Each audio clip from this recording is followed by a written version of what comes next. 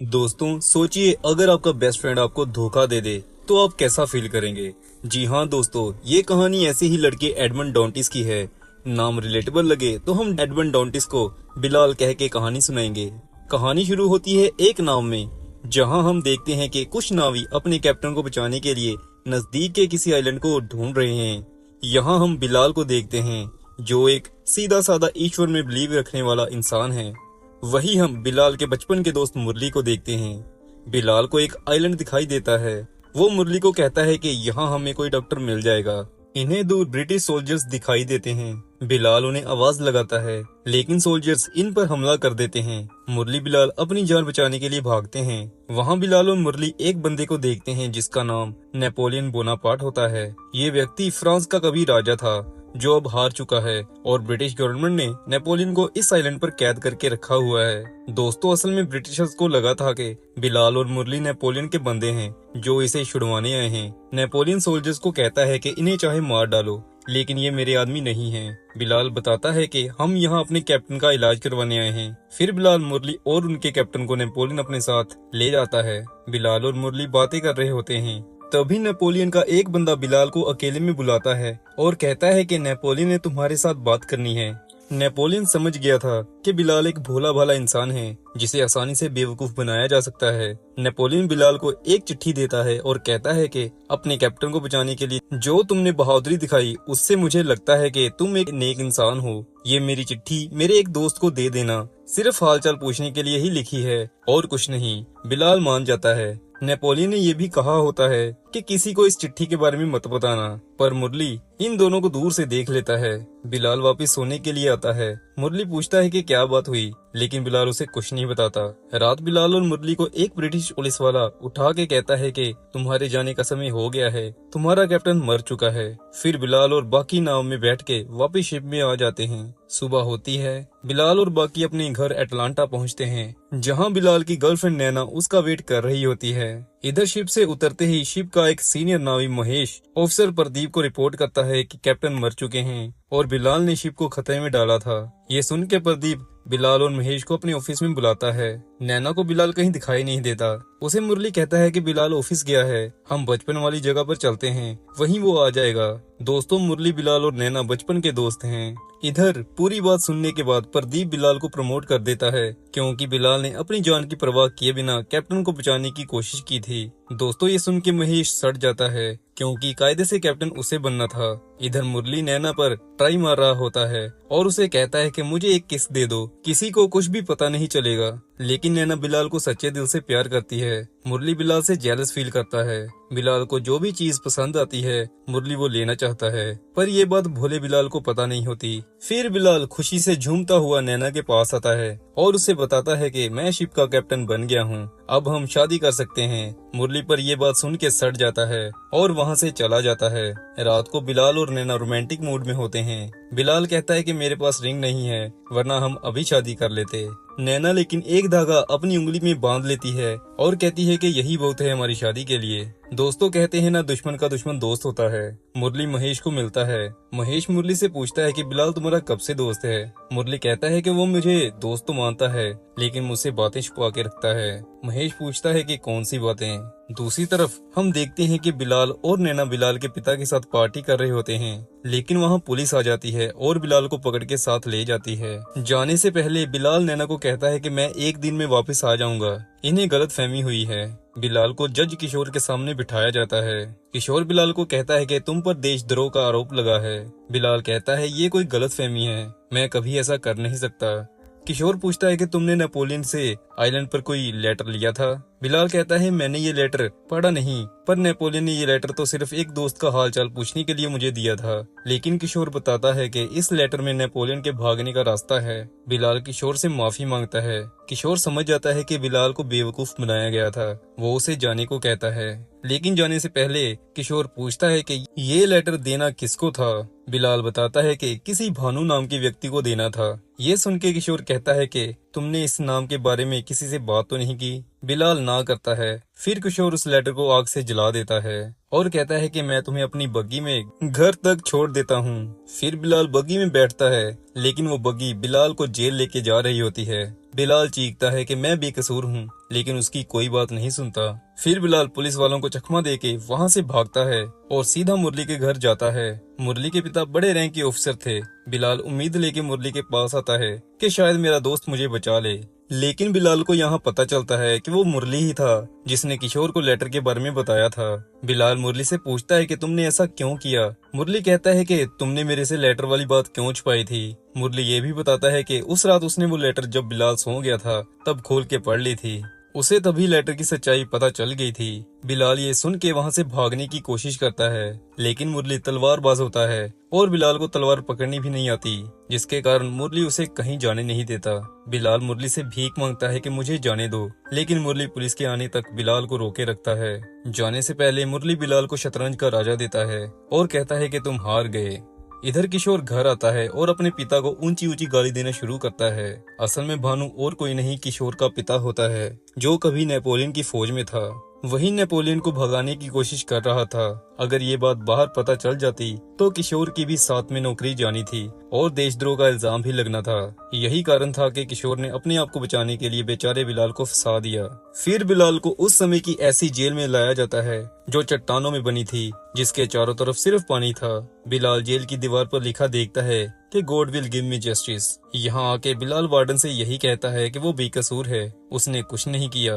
Warden कमीना होता है, वो कहता है कि सभी यही कहते हैं। फिर बिलाल को उसके सेल में डाला जाता है, जहाँ वार्डन बिलाल को बहुत बुरे तरीके से मारता है और कहता है कि 1 साल बाद फिर से मारने आऊंगा तुम्हारी जेल में एनिवर्सरी सेलिब्रेट करने। बिलाल को भगवान में विश्वास होता है, वो कहता है कि ईश्वर मेरा इंसाफ करेगा।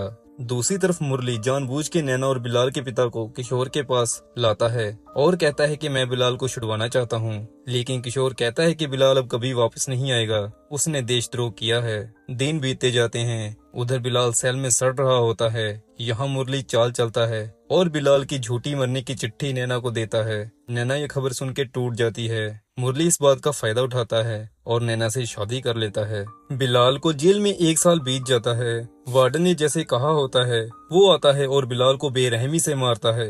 ऐसे ही 4 साल बीत जाते हैं। बिलाल का अब ईश्वर से भी मन उठ चुका है। वो सुसाइड करने की कोशिश करता है, लेकिन कर नहीं पाता। फिर एक दिन बिलाल देखता है कि उसके सेल के फ्लोर से कोई चीज बाहर आ रही है। बिलाल डर जाता है, लेकिन बाद में पता चलता है कि नीचे से निकलने वाला एक बूढ़ा कैदी जो कि पादरी था वो होता है। पादरी बिलाल को बताता है कि वो गलती से यहाँ आ गया, वो खुदाई बाहर की तरफ कर रहा था। बिलाल ने बड़े टाइम से अपने जैसा कोई देखा नहीं था। उनको देख के वो रोने लग जाता है।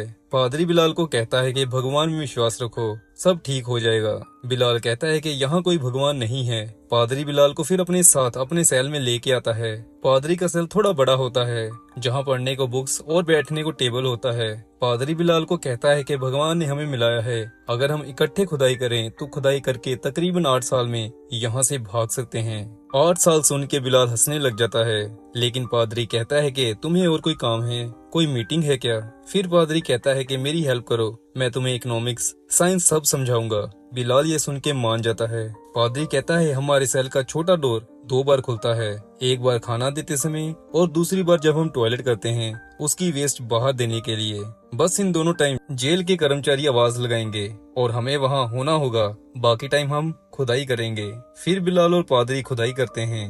एक दिन बिलाल को पता चलता है कि पादरी पहले एक सोल्जर था। पादरी बताता है कि मैं पहले नेपोलियन की फौज में था, फिर उसने नौकरी छोड़ दी, जिसके बाद उसे एक बहुत अमीर व्यक्ति ने जॉब पर रख लिया था। पादरी बताता है कि उस व्यक्ति के पास एक खजाने का नक्शा था। सरकार को लगा कि वो नक्शा मेरे पास है, पर मेरे पास कोई नक्शा नहीं था। फिर मुझे सरकार ने यहाँ सड़ने भेज दिया कि अगर किसी दिन मुझे नक्शे का याद आए तो उन्हें बता दूं। बिलाल पादरी को कहता है कि अगर तुम सोल्जर थे तो तुम्हें लड़ना भी आता होगा। वो पादरी को कहता है कि मुझे तलवारबाजी सिखाओ। फिर बीतते टाइम के साथ पादरी बिलाल को एक माहिर तलवारबाज बना देता है। फिर एक दिन पादरी पूछता है कि उस रात हुआ क्या था। बिलाल बताता है कि उस रात मुझे किशोर ने पहले छोड़ दिया था और लेटर को आग लगा दी थी। पादरी कहता है कि इतनी इंपॉर्टेंट लेटर को उसने जला क्यों दिया। बिलाल को सब समझ आ जाती है कि भानु और कोई नहीं किशोर का बाप था, जिसे बचाने के लिए उसने मुझे यहाँ सड़ने छोड़ दिया। फिर एक दिन खुदाई करते टाइम पादरी को पेड़ की जड़ मिलती है। वो समझ जाता है कि बाहर का रास्ता आने वाला है। ये देख के बिलाल कहता है कि मैं भी खुदाई के लिए एक पत्थर लेके आता हूँ। लेकिन दोस्तों तभी सुरंग में पत्थर गिरते हैं, वो पादरी पर गिर जाते हैं। लेकिन बिलाल पादरी को मरने के लिए नहीं छोड़ता, वो उसे बाहर निकाल लाता है। ज्यादा जख्मी होने के कारण पादरी का आखिरी टाइम चल रहा होता है। फिर पादरी बिलाल को कहता है कि वहाँ 2 ईंटों के नीचे खजाने का नक्शा पड़ा है, उसे जल्दी उठा लो और अपना दिमाग लगाना, तुम खजाने तक पहुँच जाओगे। इसके बाद पादरी मर जाता है। उधर खाने का टाइम हुआ होता है। पादरी के कमरे के बाहर कर्मचारी आता है और प्लेट मांगता है। बिलाल जल्दी सुरंग में छुप जाता है। दरवाजा खोल के जेल के कर्मचारी देखते हैं कि पादरी मर चुका है। वो पादरी को एक कपड़े में बांध देते हैं और वार्डन को बुलाने जाते हैं। यहाँ दोस्तों बिलाल दिमाग लगाता है। कर्मचारियों के जाने के बाद बिलाल पादरी को अपने सेल में छोड़ के खुद पादरी की जगह ले लेता है। इस जेल का दोस्तों एक रूल था, अगर कोई मर गया तो उसे पानी में फेंक दिया जाएगा। वार्डन फिर कपड़े में बंधे बिलाल को लेकर समुद्र के किनारे पहुंचता है। पानी में फेंकने से पहले बिलाल वार्डन की बेल्ट से चाबी चुराता है, जिससे वार्डन भी उसी के साथ पानी में गिर जाता है। फिर बिलाल पानी में पहले वार्डन को मारता है, फिर तैरता हुआ समुद्र के तट की तरफ चला जाता है। सुबह होती है। बिलाल तट पर बेहोश पड़ा होता है। बिलाल को होश आती है। पूरे 13 सालों बाद आजाद होके बिलाल बहुत खुश होता है। लेकिन बिलाल देखता है कि तट पर लुटेरे खड़े होते हैं। लुटेरों का सरदार बगीरा बिलाल को कहता है कि हमारे एक साथी रामू ने हमसे गद्दारी की है, अगर उसे तुमने मार दिया तो हम तुम्हें जिंदा छोड़ देंगे। बगीरा ये भी बताता है कि रामू चाकू चलाने में माहिर है। फिर बिलाल और रामू की लड़ाई होती है।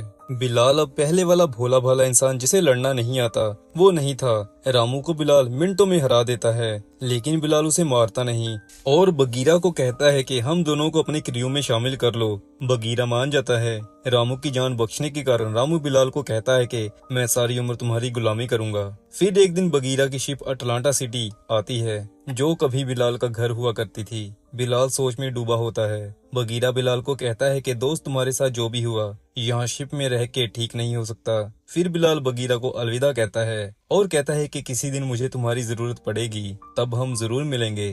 फिर बिलाल शिप से उतरता है। उसके पीछे पीछे रामू भी आ जाता है। थोड़ा आगे जाने के बाद बिलाल रामू को कहता है कि एक छोटी शिप का इंतजाम करके रखना, मैं आता हूँ। बिलाल अपने पुराने शिप ऑफिसर प्रदीप के पास उसके घर जाता है। 13 साल बाद प्रदीप अब ज्यादा बूढ़ा हो गया होता है। वो बिलाल को पहचान नहीं पाता। बिलाल प्रदीप से पूछता है कि आपको बिलाल की फैमिली के बारे में कुछ पता है। प्रदीप कहता है कि बिलाल पर देशद्रोह का इल्जाम लगने के बाद उसके पिता ने सुसाइड कर लिया था। फिर बिलाल अपनी गर्लफ्रेंड नैना के बारे में पूछता है। प्रदीप बताता है कि नैना ने बिलाल के पक्के दोस्त मुरली के साथ शादी कर ली थी। प्रदीप ये भी बताता है कि मुरली का पिता काउंट था, वो मर गया था, जिसके बाद मुरली को काउंट बना दिया गया। मुरली ने नैना से बिलाल के जेल जाने के 1 महीने बाद ही शादी कर ली थी और अब दोनों न्यूयॉर्क शहर में रहते हैं। बिलाल ये सुन के चुपचाप वहाँ से चला जाता है। फिर बिलाल रामू के साथ शिप की हेल्प से नक्शे में बताए गए आइलैंड मोंटी क्रिस्टो पर पहुँचता है, जहाँ उसे खजाना मिलता है। बिलाल पर खुश नहीं होता। रामू से पूछता है कि क्या हुआ। बिलाल कहता है कि मैंने अपना इंतकाम लेना है। फिर 3 साल बाद रामू न्यूयॉर्क के एक रईस बंदे से उसका महल सोने के सिक्कों से खरीद लेता है। फिर आसपास सभी को इनविटेशन भेजा जाता है, जिनमें कमीना मजिस्ट्रेट किशोर और हरामी काउंट मुरली भी होता है। इसके बाद सभी बिलाल के महल में आते हैं। रामू फिर बिलाल को सभी से इंट्रोड्यूस करवाता है और बिलाल का नाम मोंटी क्रिस्टो बताता है। शानदार एंट्री के बाद रामू बिलाल को बताता है कि किशोर आ गया है, लेकिन मुरली को कोई काम था जिसके कारण वो और नैना नहीं आए। इधर मुरली हवस का पुजारी बन चुका है। वो लोगों की बीवियों के साथ सोता है और अगर कोई कंप्लेंट करता है तो उसे मार डालता है। बिलाल मुरली की छोटी छोटी हरकत पर नजर रखने लगता है। मुरली का कॉटन का धंधा है। उसके कॉटन के बिजनेस की वजह से वो बैंक से लोन लेता रहता है।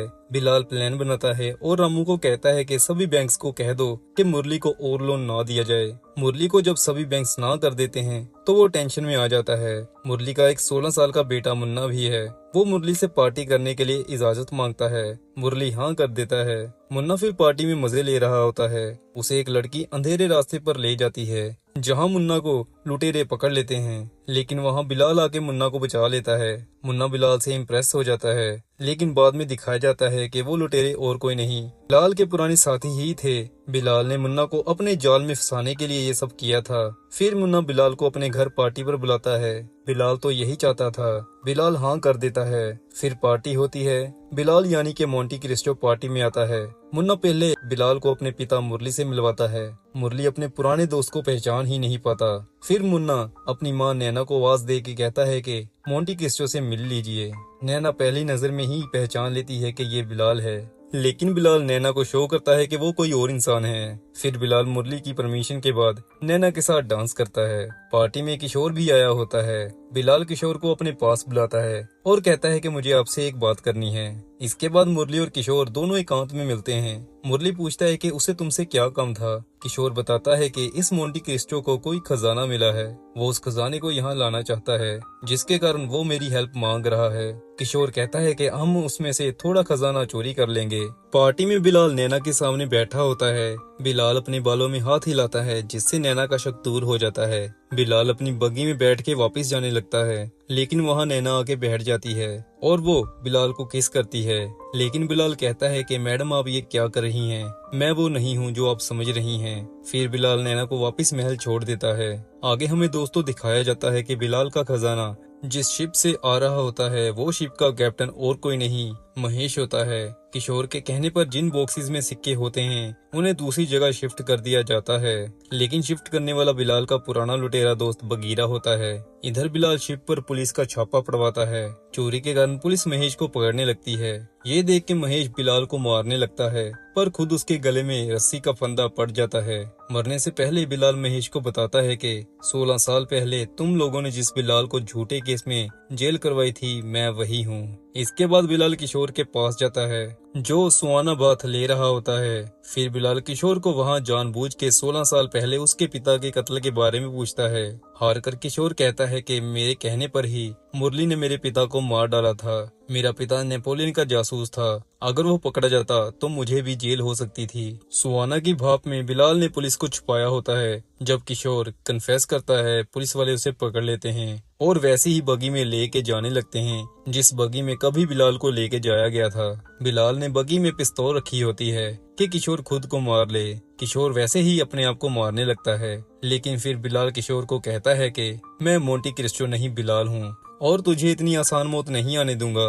अब बस बिलाल का मुरली से बदला रह गया होता है। पुलिस को भी पता चल गया होता है कि मुरली ने कत्ल किया है। बिलाल घर वापस आ रहा होता है। रास्ते में नैना उसे दोबारा मिलती है। फिर बिलाल उसे बता देता है कि मैं बिलाल ही हूँ। नैना पूछती है कि तुम जेल से कब वापस आए। बिलाल बताता है कि 13 साल में जेल में रहा था। नैना कहती है कि उसे मुरली ने लेटर दिया था जिसमें तुम्हारी मौत का संदेश था। बिलाल गुस्सा करता है कि तुमने मेरे जेल जाने के 1 महीने बाद ही मुरली से शादी कर ली। इस पर नैना कहती है कि तुम्हें कुछ नहीं पता। नैना उसे 16 साल पहले का धागा भी दिखाती है जो कभी बिलाल ने उसे पहनाया था। ये देख के बिलाल का गुस्सा ठंडा हो जाता है। फिर नैना और बिलाल रात प्यार करते हैं। सुबह होती है। बिलाल पहले ही घर से चला गया होता है। रामू नैना को कहता है कि बिलाल ने कहा है आप और आपका बेटा सामान बांध लें। नैना खुश हो जाती है।